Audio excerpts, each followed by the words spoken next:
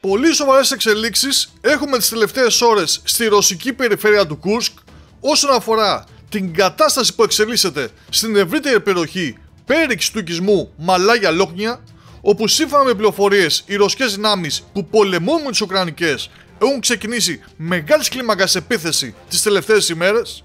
καθώς πριν από λίγη ώρα το Ρωσικό Υπουργείο Άμυνας σε επίσημη ανακοίνωση που έδωσε στη δημοσιότητα επαλήθευσε όσα μετέδιδαν χθες βράδυ ρωσικά μέσα ενημέρωσης περί περαιτέρω πρόθεση των μονάδων του ρωσικού στρατού, οι οποίες και κατάφεραν να θέσουν υπό τον έλεγχό τους τους οικισμούς Νικόλσκι που βρίσκεται νοτιοδυτικά του σημαντικού οικισμού Μαλάγια Λόκνια και τον Νοβάγια Σορίτσινα που βρίσκεται στα βόρειά του.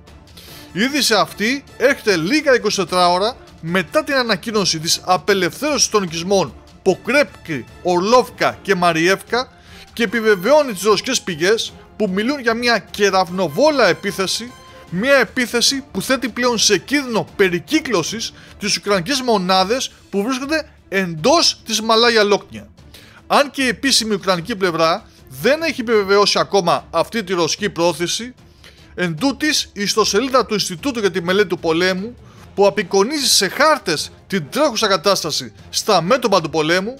και αποτελεί πηγή για αρκετά δυτικά μέσα ενημέρωσης και αναλυτές, τους έχει και αυτή εν μέρει επικαιροποιήσει, χρωματίζοντας με πορτοκαλί χρώμα την ευρύτερη περιοχή του Ποκρέπκι, συμπεριλαμβανομένου του οικισμού Νοβάγια Σορότσινα, που σημαίνει ότι δεν ανήκει πλέον στις ουκρανικές δυνάμεις, αλλά αποτελεί περιοχή που οι Ρώσοι υποστηρίζουν ότι κατέχουν, χωρίς τόσο να έχει επικαιροποιήσει την κατάσταση για τον οικισμό Νικόλσκι.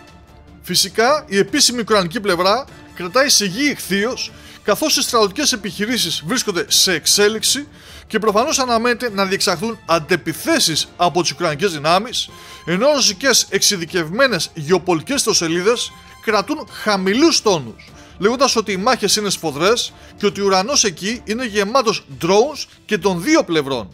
Οπότε και υπάρχει ακόμα αρκετός δρόμος μέχρι να επιτευχθεί ο τελικός στόχος, που για τις ρωσικές δυνάμεις είναι να πάρθει ο έλεγχος της Μαλάγια Λόκνια. Παρ' όλα αυτά, επισημαίνεται ότι υπάρχει πρόθεση και πιο νότια, στον οικισμό Λεμπετόφκα, που βρίσκεται δίπλα στο Σφερλίκοβο, χωρίς όμως να επιβεβαιώνεται το πόσο έχουν προχωρήσει εκεί οι Ρώσοι. Σε αυτό όμως που συμφωνούν Ρώσοι στρατιωτικοί σχολιαστές και αναλυτές, είναι ότι οι ρωσικές δυνάμεις έχουν καταφέρει να προκαλέσουν προβλήματα στην τροφοδοσία των Ουκρανών που βρίσκονται στην περιοχή της Μαλάγια Λόκνια, και αυτό βοήθησε στην επίθεση που εξαπέλυσαν οι Ρώσοι. Σίγουρα η εικόνα που έχουμε είναι αρκετά θολή ακόμα και θα πρέπει να αναμείνουμε να ξεκαθαρίσει τις επόμενες ώρες και ημέρες, αλλά όλα δείχνουν ότι στο Κούρσκ οι Ρώσοι άρχισαν να πιέζουν ασφιχτικά τους Ουκρανούς, τουλάχιστον στο βόρειο αλλά και δυτικό τομέα, προσπαθώντας να πάρουν υπό τον έλεγχό τους ακόμα περισσότερα εδάφη.